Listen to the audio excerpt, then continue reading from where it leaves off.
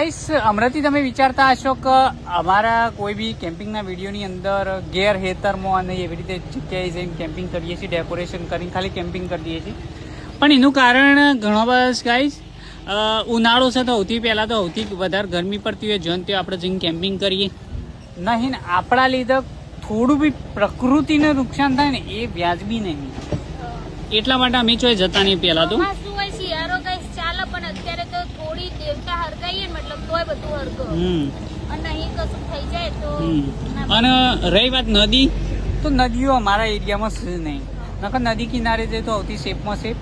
અને પહાડ એરિયામાં જંગલ એરિયો હોય તો ત્યાં જઈને આપણે ચૂલો હળગાવાય ના તો એ જતા નહીં.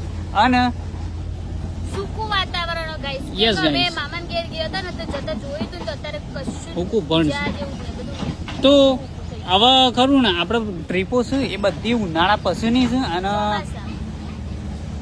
મહીસાગર હમણાંથી જવાનું થયું નહીં. મહીસાગર જવાનું છે પછી આપણે ફૂલ મારું રહેશે. તમે ત્યાં તો નદી બતાવશે કેમ કે ત્યાં કોઈ એવું નુકસાન થાય એવું છે નહીં ગાઈસ.